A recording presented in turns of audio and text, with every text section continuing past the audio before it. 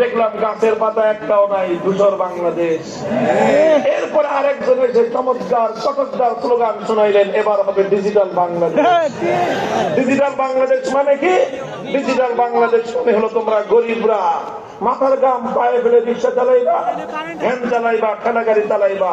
গার্মেন্টসের শ্রমিকরা কষ্টার্জিত 2000, 3000, 5,000 টাকা কামাই করবা। সেই টাকা দিয়ে তুমি 100 টাকার চাল কিনবা, ডাল কিনবা, যেটাই কিনো 100 টাকার পণ্য কিনলে অটোমেটিক 15 টাকা ভ্যাট কেটে সরকার নিয়ে নিবে। আরে ভাই, গরিবরা মনে করে আমরা তো ভ্যাট ট্যাক্স দেই না, বড় লোকরা ট্যাক্স দেয়। ভুল তথ্য। বড় লোকরা খালি চুরি করে। ইল্লা মাশাআল্লাহ 2-4টা বড় লোক থাকবে যারা আমানতদার, আর শতকরা 98 জন বড় লোক যারা শিল্পপতি, তারা ট্যাক্স ফাঁকি দেয়। গরিবরা ট্যাক্স দেয়। আটা কিনবেন, নুন কিনবেন, ডাল কিনবেন, চাল কিনবেন, প্রত্যেকটা পণ্য থেকে 15% 15% টাকা কেটে সরকারের ফান্ডে যায়। আমাদের প্রবাসী ভাইয়েরা মাথার ঘাম পায়ে ফেলে 16 ঘন্টা থেকে 18 ঘন্টা অমানুষের মতো পরিশ্রম করে অর্থ দেশে পাঠায়, যে এই টাকা দিয়ে আমার দেশ উন্নতি হবে। বিদেশি রেমিটেন্স আসে, সব টাকা গিয়ে বাংলাদেশ ব্যাংকে জমা হয়, কারণ বাংলাদেশ ব্যাংক দেশের ব্যাংক, জনগণের ব্যাংক। তারপরে কি হয়? ডিজিটাল কায়দায় ব্যাংকের তালা বন্ধ, ব্যাংকের গেট লকআপ, সব বন্ধ। ডিজিটাল বাংলাদেশ মানে হলো এই, তালা বন্ধ থাকবে, গেট বন্ধ থাকবে। ডিজিটাল কায়দায় 8,000 কোটি টাকা বিদেশে চুরি হয়ে চলে যাবে। এর নাম হলো ডিজিটাল বাংলাদেশ। তোমরা গরিবরা তিল তিল করে টাকা জমা করে দেশের ভাগ্য উন্নয়নের চেষ্টা করবা, দেখবা ডিজিটাল কায়দায় সেই টাকা বিদেশে গিয়ে বেগম পাড়া পেয়ে গেছে। এর নাম হলো ডিজিটাল বাংলাদেশ। হে বাংলার মুসলমান, সোনার বাংলাদেশ দেখা শেষ, নতুন বাংলাদেশ দেখা শেষ, সবুজ বাংলাদেশ দেখা শেষ, ডিজিটাল বাংলাদেশও দেখা শেষ। এবার আমরা একটা বাংলাদেশ দেখতে চাই, সেই বাংলাদেশ হলো ইসলামের বাংলাদেশ, কোরআনের বাংলাদেশ, খেলাফতের বাংলাদেশ।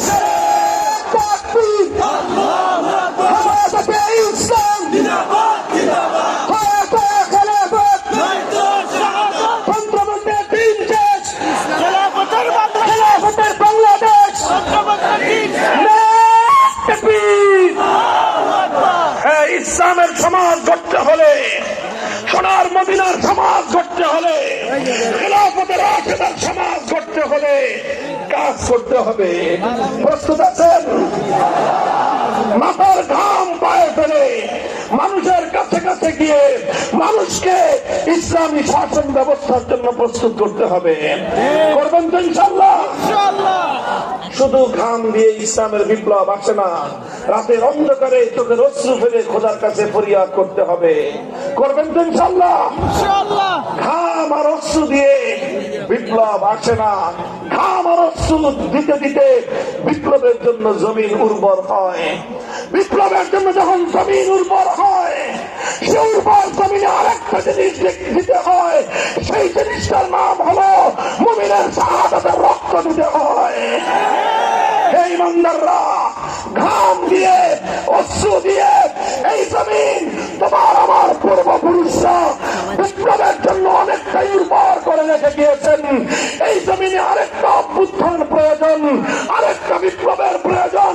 সেটা শুধু ফ্যাসিবাদ বিরোধী বিপ্লব নয়, সেটা শুধু কোন দলের বিরুদ্ধে বিপ্লব নয়, সে বিপ্লব হবে, সে অভ্যুত্থান হবে ইসলামের জন্য, আল্লাহর কোরআনের রাজ কায়েমের জন্য, সে অভ্যুত্থানের জন্য, সেই বিপ্লবের জন্য যদি রক্ত দিতে হয়, জীবন দিতে হয়, মাথায় কাপড়ের কাপড় পরে শহীদ গায়ে কারাগার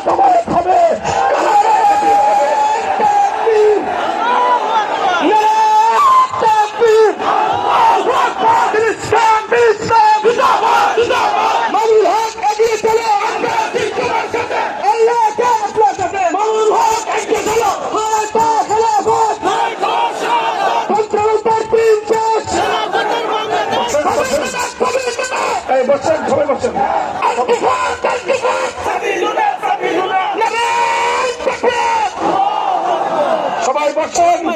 হ্যাঁ, এগুলো শুধু মুখের কথার কথা, বলেন শুধু মুখের কথার কথা না, এগুলো শপথ, অঙ্গীকার, বলেন অঙ্গীকার।